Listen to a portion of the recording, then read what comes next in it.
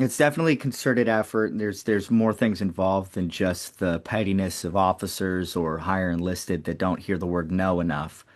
Um, you know, when you got people like Stephanie Miller in the position she's in still, I don't understand that. I mean, with her having her relationship with Brennan and Eliza Schlotkin, I mean, when you couple her and her track record with that of the Seditious Six, that whole debacle that happened recently, how more blatant could you be that this is like they purge our military, get rid of anybody that's not a yes man, right?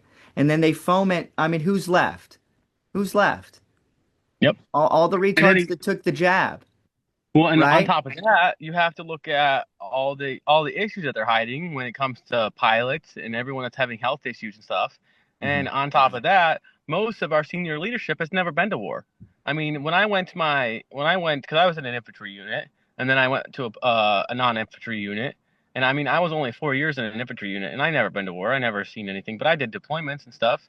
And I mean, I had, I think, believe 8 ribbons when I got out, and when I went into the non-infantry unit, there was guys that were in, there were staff sergeants, gunnies that only had 2, 3 ribbons. Like they've done nothing.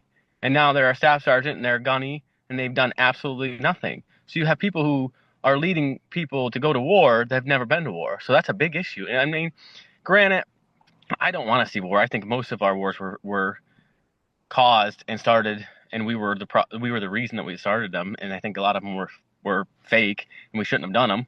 But the thing is if you want to train people the correct way, you have to incentivize these people that were in Afghanistan, in Iraq, and all that other stuff to stay in to train the next set of warfighters. But they don't, because we had guys that were 16-year sergeants and stuff because of the height and weight requirements and stuff. But Yeah. they could still run.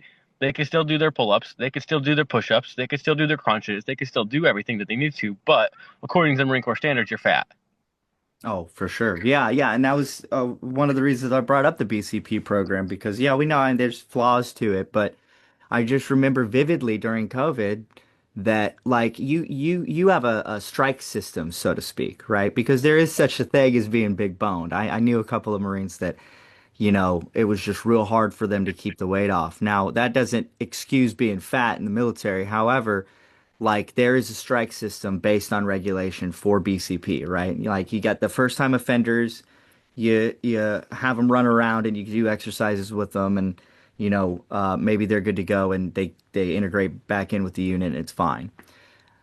After the second time, you can start developing paperwork to have them separated. But during COVID, it didn't matter. The first time's the charm. Bye. You could have an outstanding Marine in every other category, but Yep. he's a little shorter and it shows.